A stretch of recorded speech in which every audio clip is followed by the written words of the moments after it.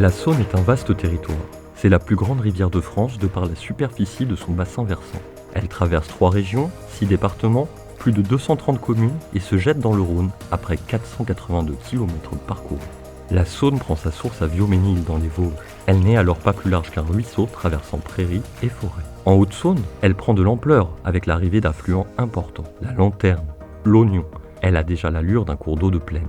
En Côte d'Or, elle est bordée par d'importantes cultures et reçoit les eaux d'affluents issus des coteaux viticoles, la Tille, l'Ouche, la Vougue, la Deûne. C'est en Saône-et-Loire, à la confluence avec le Doubs, puis dans l'Ain, que la Saône prend sa dimension de grande rivière de plaine.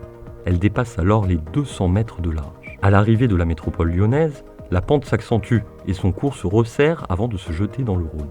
La Saône est unique en France du fait de sa pente. Celle-ci est tellement faible par endroits que l'on ne sait pas dans quel sens la rivière coule. Et tout s'explique par sa géographie. En prenant sa source à très basse altitude et en étant très longue, la Saône s'étale lentement au milieu d'une vaste plaine alluviale. Lorsque les eaux montent, la Saône déborde donc très loin, jusqu'à 6 km de ses berges. Ces crues ont et feront toujours partie des phénomènes naturels que connaît le territoire. Elles peuvent durer plusieurs semaines, concerner des centaines de communes et plusieurs agglomérations.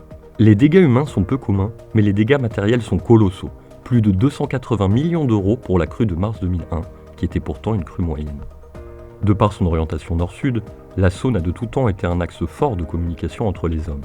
De nombreuses villes se sont construites sur son cours. Les usages se sont ainsi développés au fil des années.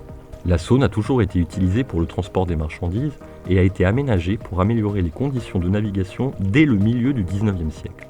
Elle est aujourd'hui navigable sur plus de 400 km de son cours, de Corps jusqu'à Lyon.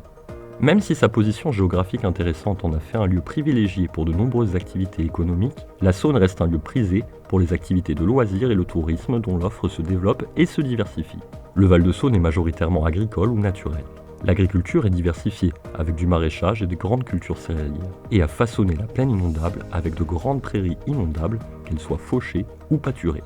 Ces prairies sont aussi les garantes d'une ressource en eau potable en quantité et en qualité, permettant l'alimentation de près d'1 million de personnes. Hormis les prairies, le Val-de-Saône propose une incroyable diversité de milieux qui abritent de nombreuses espèces animales et végétales. Le Val-de-Saône est important à l'échelle européenne pour de nombreux oiseaux migrateurs, pour qui la Saône est un repère et constitue une halte lors de leur voyage migratoire. La Saône est utile aussi à d'autres espèces comme le castor et sans doute bientôt la loutre, puisqu'elle permet d'accéder à d'autres territoires. Et peut-être que demain, la Saône servira de nouveau de corridor pour les poissons migrateurs comme la lauze, la lamproie marine ou l'anguille, aujourd'hui bloquée sur le Rhône par les grands barrages. Le Val-de-Saône constitue la zone humide la plus étendue du bassin Rhône-Méditerranée-Corse et l'une des plaines alluviales les mieux conservées de France.